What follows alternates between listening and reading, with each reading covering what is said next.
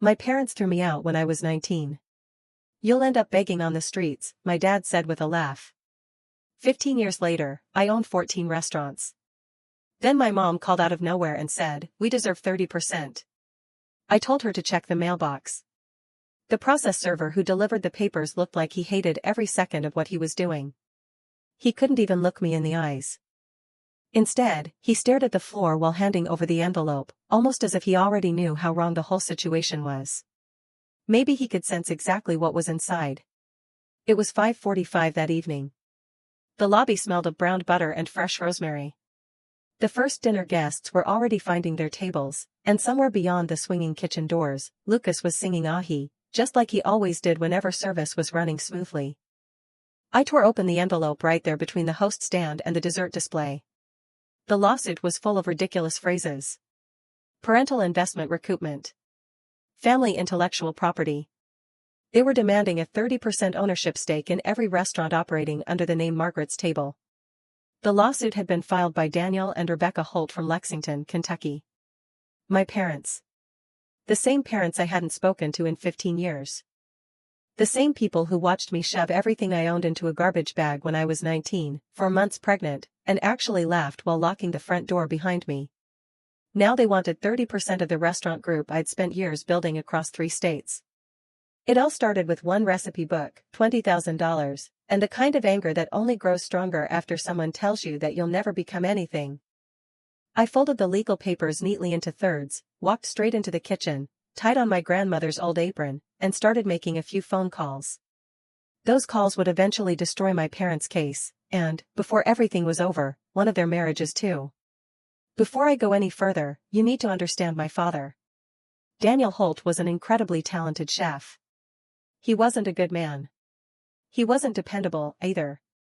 But when it came to cooking, he had a gift that seemed almost impossible to explain. It was like watching someone born to play music. The talent came from somewhere much deeper than practice. He opened Holt's Kitchen in Lexington, Kentucky, when I was 4 years old.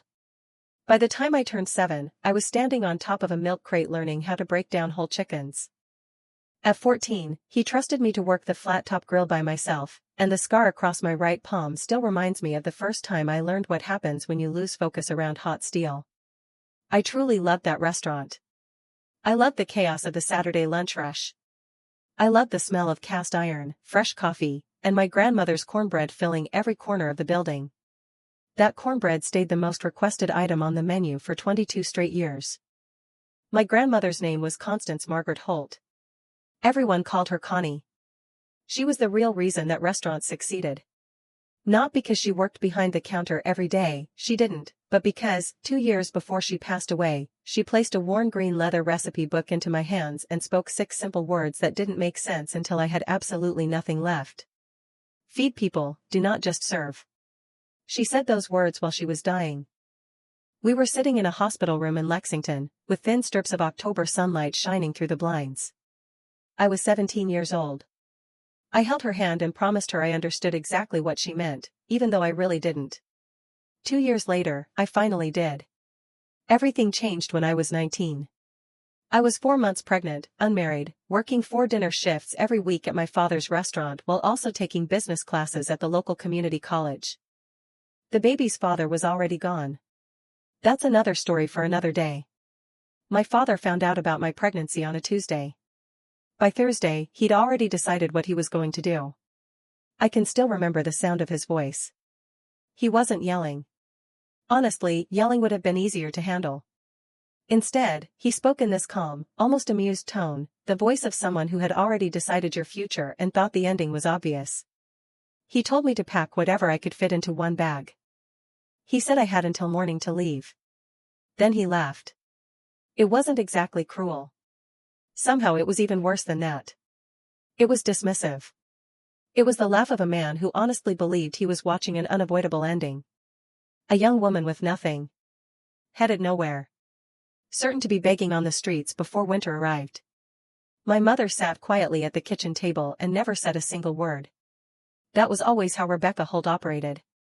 She never left fingerprints on difficult decisions. She let my father deliver the verdict, and her silence became the second vote against me.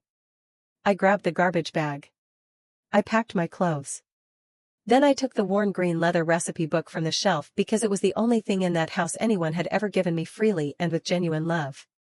I left Lexington in a borrowed sedan with just $40 in my checking account, a few groceries in the trunk, and my grandmother's voice echoing inside my head. 3 weeks later, I received a letter from a bank back in Lexington.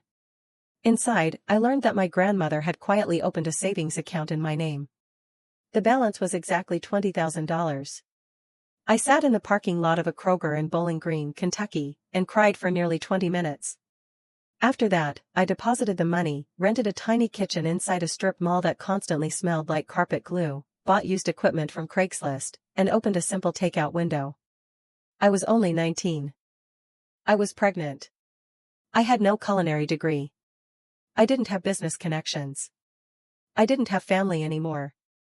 What I did have was a green leather notebook containing 214 handwritten recipes, the memory of my grandmother's voice that still spoke to me whenever I worked alone late at night, and a quiet, icy determination strong enough to power an industrial freezer. My daughter was born the following spring.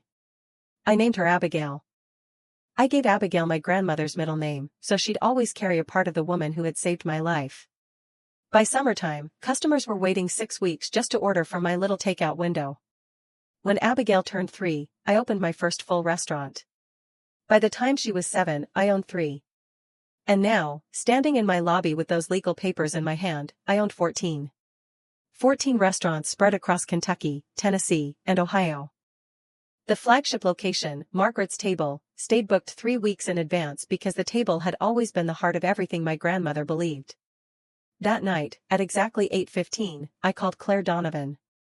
Claire was a litigation attorney based in Louisville, and her number had been saved in my phone for 3 years. She's the kind of lawyer you keep on speed dial once your business grows large enough that protecting it becomes just as important as expanding it. I never imagined I'd need her because of my own parents. They're demanding 30% of all 14 restaurants, I told her.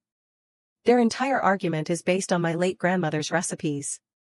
How quickly can you get here? She asked. Tomorrow morning. 6? 5:45, she replied. Bring the recipe book. The next morning, Claire walked in at 5:43 sharp. She wore a gray suit without a single piece of jewelry. Her briefcase looked like it had spent more time inside courtrooms than most judges. She read through the lawsuit twice. Then she asked me 17 questions. Most of them were about finances. Finally, she asked the only question that truly mattered. Where did you get the recipes? My grandmother gave them to me while she was dying, I answered. In her hospital room in Lexington. Were there witnesses? 2 nurses, if they count. Claire slowly placed her pen on the table. Is any of that documented? She asked. A letter? A witness statement? Something in her will? The table between us suddenly felt much bigger.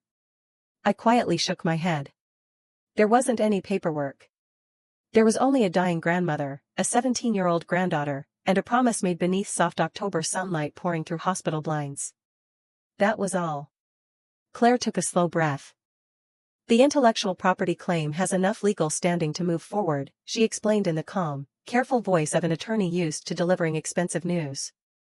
If they convince the court these recipes belong to the family rather than being a personal gift specifically to you, the lawsuit survives an early dismissal. It's not an especially strong case, but it's absolutely strong enough to become very expensive.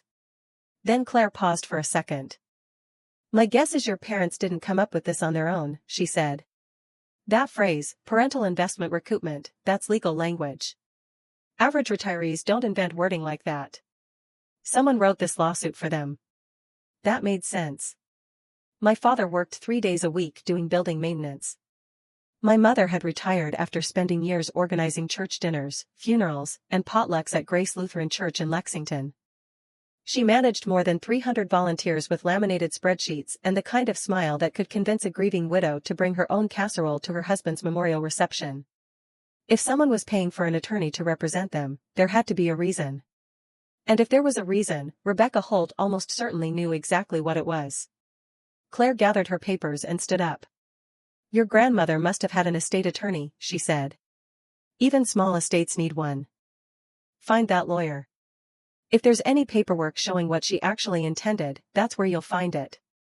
She stopped at the doorway before leaving. And one more thing. She looked straight at me. A woman who spent 20 years organizing funerals, estate receptions, and will readings understands paperwork. She knows exactly what documents exist. If your grandmother left something specifically for you, your mother would have known. Lexington sits about 2 hours east of Louisville. Every mile I drove felt like I was traveling backward through a part of my life I'd locked away years ago. I hadn't been back since the day I left at 19. The city had changed just enough to make it feel like I had never belonged there. My grandmother's house on Ashland Avenue wore different paint now. The shutters had been replaced. The porch where she'd spent countless summer evenings shelling beans had been enclosed with glass. The restaurant where I grew up, the place with a 60-seat dining room packed every Friday night, where people drove from Frankfurt just to eat Connie's cornbread, was gone. Now it was a nail salon. A bright pink sign hung outside. The front window displayed gel manicure prices where my grandmother used to write the daily specials in her own handwriting. I sat in my car outside the building for 4 full minutes before I could make myself drive away. Eventually, I headed to the Fayette County Clerk's office. The woman behind the counter looked to be somewhere in her 70s. Reading glasses hung from a beaded chain around her neck. She carried herself like someone who'd been filing legal paperwork since long before computers existed and saw absolutely no reason to change the way she'd always done things. "I need the estate records for Margaret Elaine Holt," I said. "She's deceased." She typed slowly. After a few moments, she looked up. "Margaret Holt," she repeated with a small smile, almost like she was remembering an old friend. "Oh yes. Wonderful woman. She made the best cornbread anyone in this office ever tasted. Every Christmas she'd bring us a fresh pan." Something tightened in my chest. "Can you show me her estate records?" She turned the computer monitor toward me. There it was. An entry filed 14 months after my grandmother's will had originally gone through probate. Addendum to the last will and testament of Margaret Elaine Holt. Codicil regarding intellectual property and personal effects designated for grandchild. Then I noticed another entry beneath it. Petition to withdraw codicil. Authorization signed by Rebecca Holt, estate co-administrator. March 2012. My grandmother had died in October of 2011. The room suddenly felt silent. The fluorescent lights continued humming overhead. Somewhere nearby, a court reporter stopped typing. My mother had erased my grandmother's final wishes using a forged signature. 5 months after we buried her, Rebecca Holt had walked into this very building, handed over paperwork signed with my grandmother's name, and quietly removed that codicil from the official record. It was neat. Efficient. Exactly the way she handled everything. "The attorney who handled the estate?" I asked. My voice sounded surprisingly calm. "Mr. Sinclair. May I see the original authorization?" The clerk printed it without saying a word. It was only 1 page long. Rebecca's name appeared near the bottom. Above it sat a signature supposedly belonging to my grandmother. A signature dated 5 months after her funeral. Without me asking, the clerk quietly reached beneath the counter and placed a box of tissues beside me. It was the kind gesture of someone who had spent years watching strangers discover heartbreaking things on that computer screen. "Mr. Sinclair," she said softly. He questioned the withdrawal twice. Once in 2013.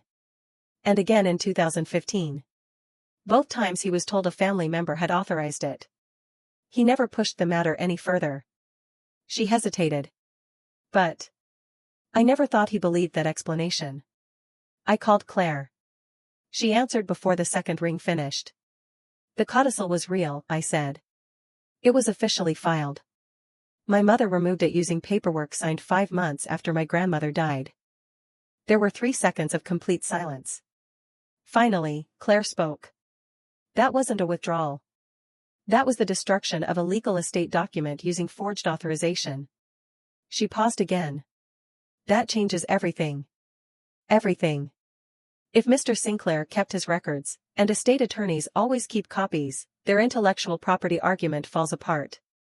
The recipes weren't family property. They were given specifically to you. A direct personal gift. And the forged signature."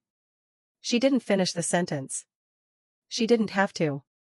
In Kentucky, forging estate documents is a Class D felony. We weren't dealing with a fight over cornbread recipes anymore. This had become something entirely different. Arthur Sinclair lived in Versailles, Kentucky. Around there, everyone pronounced it Versailles, because people in Kentucky never seemed interested in letting the French have the last word on anything. He was 79 years old. Retired. When he answered the front door, he held a coffee mug that read, "World's okayest lawyer." He looked at Claire. Then at me. Then back to Claire. "You called about the Holt estate," he said. "Come on in." The file was already waiting on the dining room table. 3 banker boxes sat neatly arranged there. One carried a green label that read, "Holt, C.M." Mr. Sinclair sat across from us with the posture of a lifelong attorney who simply happened to be old. That's very different from an old man trying to act like a lawyer. "Let me save you both some time," he said. "The codicil is genuine. It was properly executed. 2 witnesses. Notarized. November 1999. Margaret came into my office on a Tuesday afternoon. She said she needed to update her estate plan. She was perfectly clear. She knew exactly what she wanted. And she was unusually rushed. He smiled slightly. Margaret Holt was never in a hurry about anything except making cornbread. He opened a manila folder and removed the codicil. 8 pages. Signed. Witnessed. Completely official. Then he reached farther into the file box and pulled out something else. A sealed cream-colored envelope. Across the front, written in my grandmother's familiar handwriting, were just a few words. "For Olivia, when they come for what I gave her." Everything in the room seemed to shift. The temperature stayed the same. The lighting didn't change. But seeing my grandmother's handwriting felt like hearing the voice of someone I'd thought was gone forever. Mr. Sinclair gently placed the envelope between Claire and me. "She gave me this on the same day she signed the codicil," he explained. "Her instructions couldn't have been clearer. I was to keep it until Olivia either requested it after turning 30. Or until someone started a legal fight over the recipes. Whichever happened first." He looked at me. "You never requested it. And now we're here." He rested his hands on the table. The codicil transferred 3 specific things. The codicil transferred 3 things.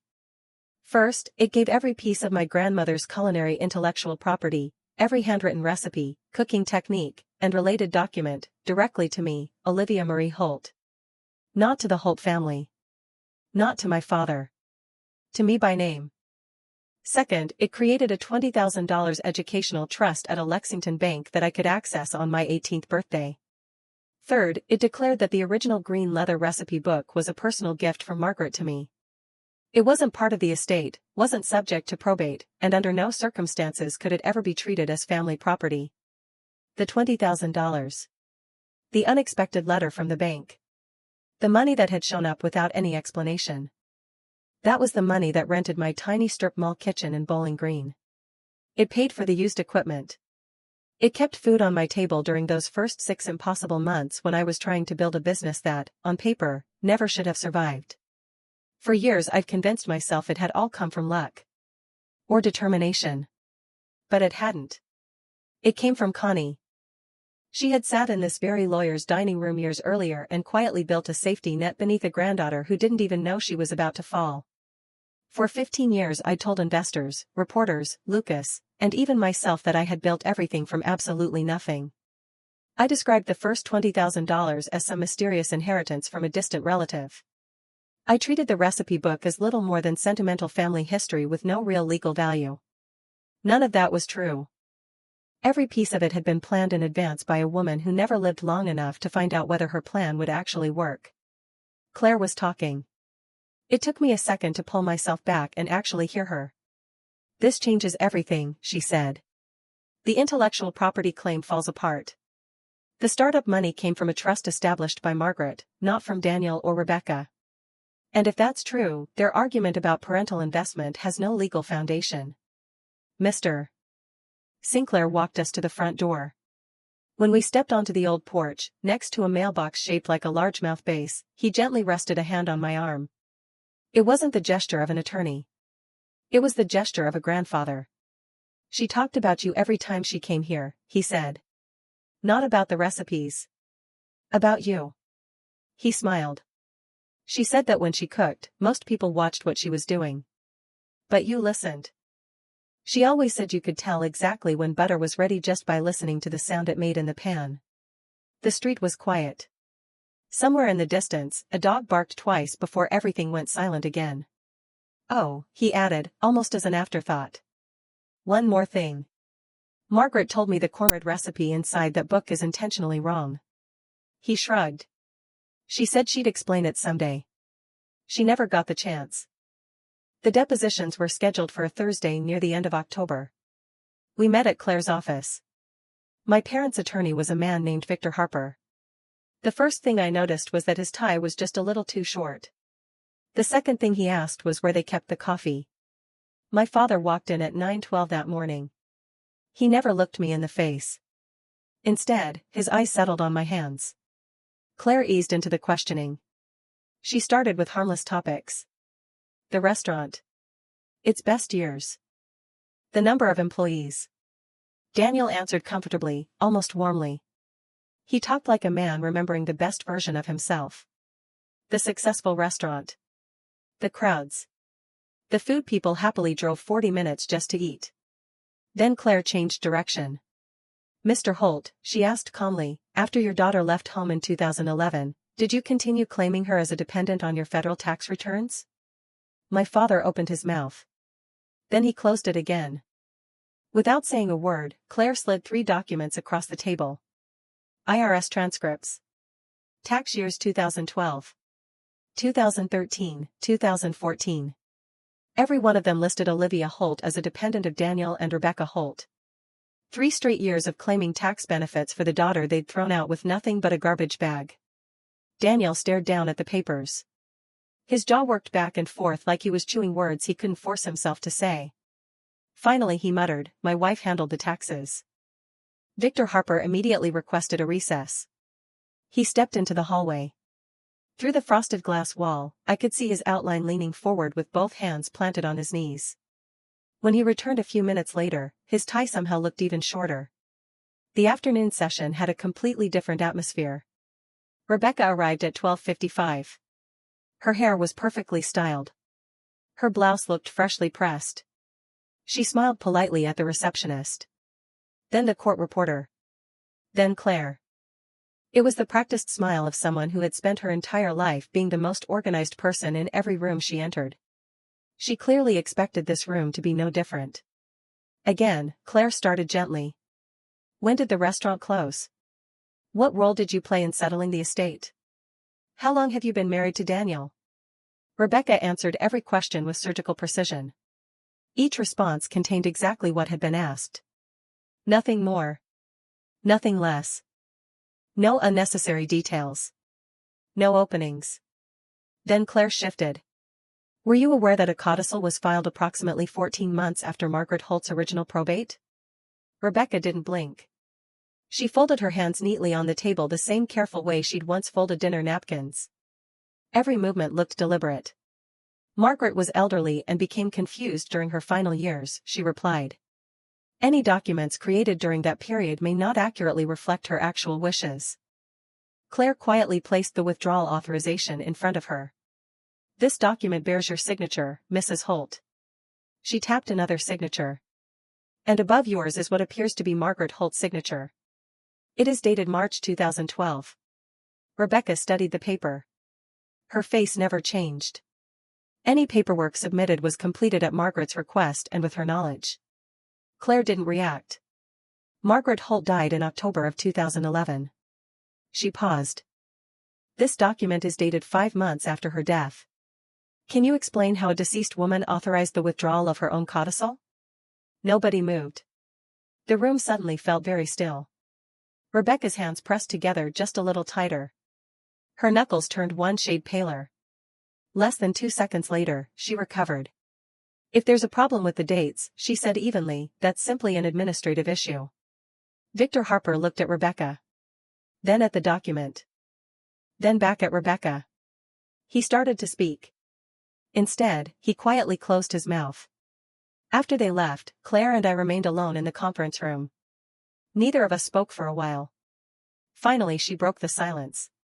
She knew. She knew the codicil existed.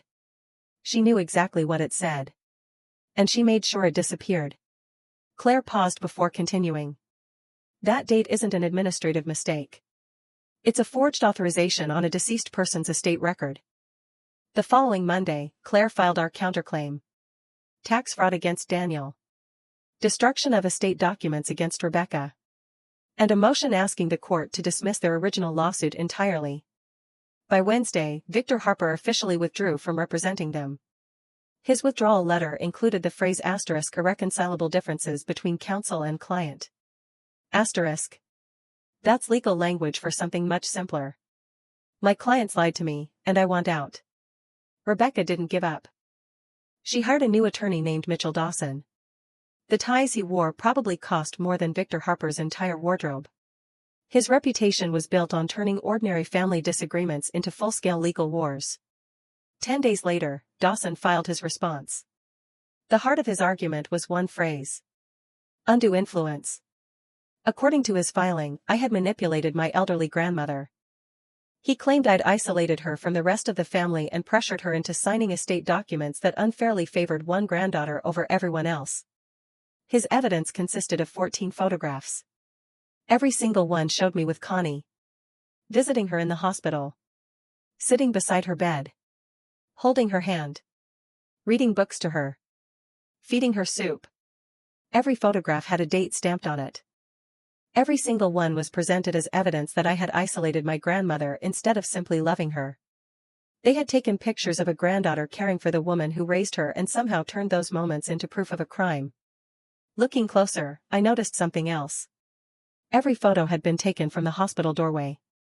For 2 straight years, Rebecca had stood in the hallway photographing me through partially open hospital room doors. She kept every picture. Saved every one of them. Waited. The phone call started the following week. Not to me. To my restaurants. To my suppliers. To the regional manager in Cincinnati. To the landlord of my Knoxville location. Every conversation carried exactly the same message. Always delivered with kindness. Always wrapped in concern. Did you know Olivia Holt manipulated her dying grandmother? Did you know she convinced an elderly woman to sign over family recipes? Did you know her entire restaurant company was built on stolen intellectual property? Rebecca was putting her church network to work. She had spent 20 years organizing prayer chains, memorial dinners, and community events. She knew hundreds of people. 300 names in Lexington alone. Now she was using those connections the same way she'd always handled everything else. Methodically. Politely. With warmth in her voice and a purpose behind every sentence. 2 suppliers called me directly to ask if the rumors were true. One landlord requested a meeting to review my lease. A food blogger from Cincinnati sent an email asking for my side of a story about stolen family recipes. Then the handwriting report arrived. Claire had hired Dr. Emily Carter, a certified forensic document examiner with 23 years of experience and testimony in 11 federal courts. Her report totaled 12 pages. The final sentence said everything that mattered. The questioned signature is not consistent with the known exemplars of Margaret Elaine Holt and displays characteristics consistent with simulation by a second party. That should have ended the case. Instead, Mitchell Dawson filed another motion. He challenged the expert's methods.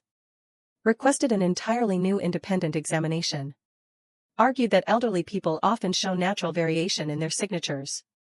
The hearing was postponed another 4 weeks. Tactical delay, Claire said. Every extra week gives Rebecca another week to keep making phone calls. That night, around 11:40, the flagship restaurant had finally gone quiet. Everyone else had gone home. Lucas had left me a note. Boss, please eat something besides rage and spreadsheets. I almost laughed. The lobby was dark except for the security lights. Behind the glass display case sat the green leather recipe book. It glowed softly the way it always did after closing.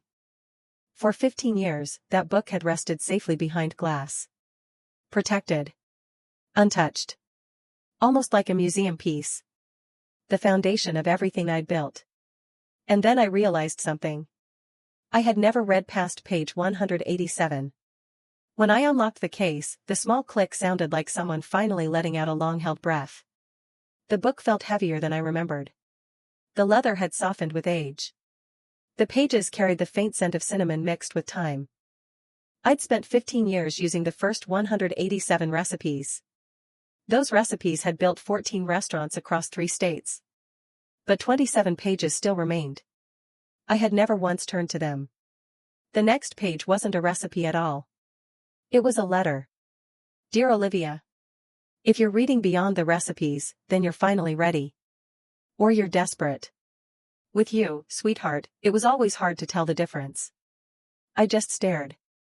Hidden behind the recipes for cornbread, collard greens, and bourbon pecan pie were 27 handwritten letters. She had known. She knew that one day I'd eventually cook every recipe. She knew there would come a time when I would have no choice but to keep turning the pages. I sat on the kitchen floor. My grandmother's apron rested folded across my lap. It still carried the faint scent I remembered. One by one, I read every letter. By the time I reached the last page, it was nearly 3 o'clock in the morning. The hearing took place on a Tuesday in December at the Fayette County Circuit Court in Lexington. The courtroom smelled of polished floors, old wood, and the strange feeling that truth and lies had been living there together for generations. Daniel sat beside Mitchell Dawson. Rebecca took the chair next to him. She wore a blue blouse. A gold cross around her neck. She carried herself like someone who had already decided how the day would end. Claire and I sat across the room. Spread across our table were the codicil, the handwriting expert's report, the county clerk's filing records, and the sealed cream-colored envelope. Judge Judith Mercer had served on the bench for 19 years. She quietly reviewed every filing without giving away a single thought. Finally she looked up. Ms. Donovan, you may proceed. Claire never rushed. She walked to the evidence table and presented each item carefully, one building on the last. First, the original codicil preserved by Arthur Sinclair. Then the IRS tax transcripts. Next came the handwriting expert's report. She deliberately read the conclusion aloud. Consistent with simulation by a second party. Then she read it again. After that came the county clerk's record showing the codicil had supposedly been withdrawn 5 months after my grandmother's death. Mitchell Dawson objected at every opportunity. Judge Mercer overruled every objection with the calm patience of someone swatting away the same annoying fly over and over again. Then Claire said something unexpected. Your Honor, there is one additional item. She held up the cream-colored envelope. It has remained sealed in the custody of the estate attorney under explicit instructions from the decedent. Margaret Holt directed that it only be opened if a legal dispute ever arose concerning the property she designated. Dawson immediately stood. Objection. Prejudicial. Judge Mercer barely looked at him. The letter will be opened. Proceed. Claire carefully lifted the envelope. Across the front, in my grandmother's handwriting, were the words. For Olivia, when they come for what I gave her. She broke the seal. When she began reading, her voice remained steady. Professional. But even lawyers sound different when the words belong to someone who has been gone for years and somehow still manages to speak. Dear Olivia. If you're reading this, then someone has tried to take away what I gave you. That doesn't surprise me. It disappoints me. But it doesn't surprise me. Daniel never lifted his head. His hand stayed flat against the table. Completely still. I gave you the recipes because you're the only person who truly understood why they exist. Your father has extraordinary talent. But talent without discipline is only decoration. He couldn't keep the restaurant. He couldn't keep the promise. Daniel never moved. But something behind his eyes seemed to sink. Like a stone falling into water so deep it would never be recovered. Claire continued. I love my son. But loving someone isn't the same as trusting them. I found the receipts. In his coat pockets. In the glove compartment. Behind the water heater. I stayed silent. I should not have. That failure belongs to me, and I'll carry it. Nobody in the courtroom made a sound. Not even the court reporter. Then Claire read the next paragraph. Your mother will claim I was confused. I wasn't confused. I was clearer than I'd been in 40 years. I knew exactly who I wanted to receive these recipes. And I knew exactly who would someday try to take them away. Rebecca's fingers tightened together until her knuckles turned white. Her lips moved ever so slightly. Almost like she was whispering to herself. Claire kept reading. She was supposed to trust me. Feed people, Olivia. Not simply the way restaurants feed them. Feed them the way families do. A table isn't a business. It's a place where someone arrives hungry and leaves feeling full. Not just with food. But because someone finally saw them. I gave you these recipes so you could build a table large enough for everyone. I hope you did. And if you haven't, you can still begin. It's only too late when you decide it is. Claire lowered the page. There's one final note, she said quietly. A postscript. She continued reading. P.S. The cornbread recipe in the book is intentionally wrong. I changed one ingredient because your father used to copy my recipes and sell them in the restaurant without asking. Without asking. The real cornbread recipe is hidden beneath the cat's water bowl at the farmhouse. I've always appreciated a good hiding place. A quiet sound spread across the courtroom. It wasn't laughter. It was something softer. Almost like everyone let out the same breath at once. Even Judge Mercer couldn't quite hide the small smile that tugged at the corner of her mouth. Claire gently laid the letter on the table. That's when I finally cried. Not the kind of tears people put on for a courtroom. Not dramatic. Not calculated. These came from somewhere much deeper. From the place where a scared 17-year-old girl once sat beside a hospital bed, holding her grandmother's hand and promising to feed people before she even understood what those words truly meant. Without saying anything, Claire quietly placed a tissue beside me. She didn't look over. She simply gave me the space to feel what I needed to feel. It was the kindest thing she could have done. Daniel hadn't moved. But the man sitting there wasn't the same man who had walked into court that morning demanding 30% of my company. The man who arrived believed someone owed him. The man sitting there now had just heard his own mother reach across time to tell him she loved him. But never trusted him. And somewhere inside him, he finally understood that those two things could exist at the same time. 22 minutes later, Judge Mercer returned with her decision. The plaintiff's complaint is dismissed with prejudice. The codicil clearly establishes that the intellectual property belongs solely to Olivia Holt. The recipes, the original recipe book, and the educational trust were personal gifts intended specifically for Ms. Holt. They are not family property. Mitchell Dawson started to rise.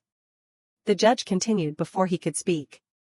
As for the counterclaim, this court finds sufficient evidence to refer the matter of the withdrawal authorization to the Commonwealth Attorney's Office for investigation into possible forgery and destruction of estate documents. She glanced toward the paperwork. The authorization contains a signature dated 5 months after the decedent's death. The handwriting analysis further supports the conclusion that the signature was created by another individual.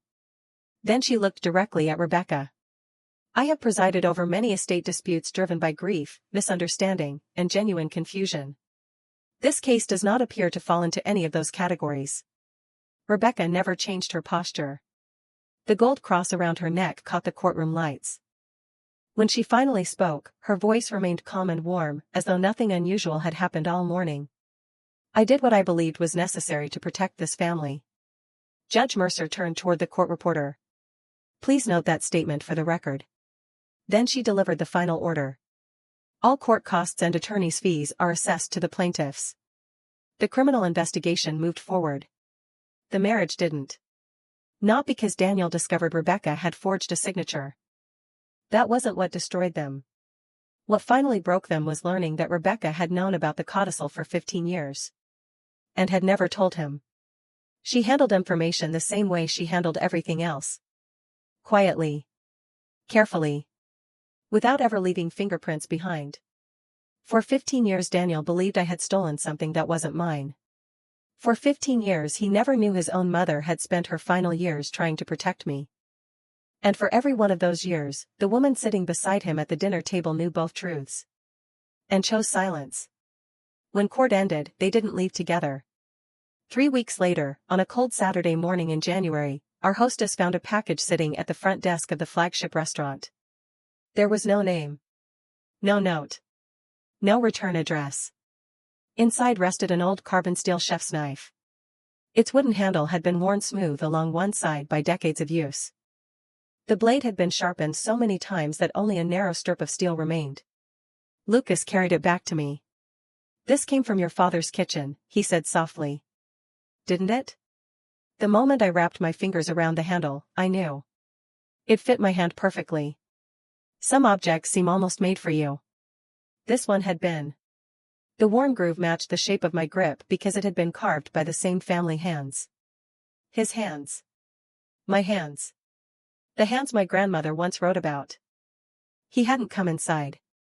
He hadn't asked to see me. He hadn't even left a note. He didn't need to. The knife already said everything words couldn't. This is what I taught you. This is what we still share. I can't change what happened. But I can leave this at your door. I hung the knife on the magnetic strip above the prep station beside the newer blades. Every morning after that, Lucas saw it there. The following weekend, I drove back to the old farmhouse outside Lexington. A young family owned it now. A woman answered the door with a toddler balanced on her hip. She looked understandably confused when a stranger asked whether the house still had an old cat's water bowl. "There is one in the mudroom," she said. "It's been there since we moved in. We don't even own a cat." Sure enough, the old bowl was still there. Taped beneath it, sealed inside a plastic bag, waited a single index card. The real cornbread recipe. 3 ingredients were different from the version in my book. Buttermilk. Honey. And one final ingredient so simple. So completely obvious. That I burst out laughing right there in a stranger's mudroom until my shoulders shook. The next Saturday, Lucas tasted the first batch. He took one bite. Set his fork down. Closed his eyes. Opened them again. "Boss." He shook his head. "Boss, this is criminal. We've been serving the wrong cornbread for 7 years." He laughed. "She hid the real recipe under a cat's water bowl. That is the single most grandmother thing I've ever heard. We never added that version to the restaurant menu. It wasn't meant for customers. It belonged somewhere else." In the back of the flagship kitchen sat a small table with 2 chairs. 2 plates. And the old apron that had hung untouched beside the walk-in cooler for 15 years. For the first time in all those years, I took it down and put it on. Lucas sat across from me. I sat down too. For the first time since I was 17 years old, I shared a meal with someone I had chosen to call family.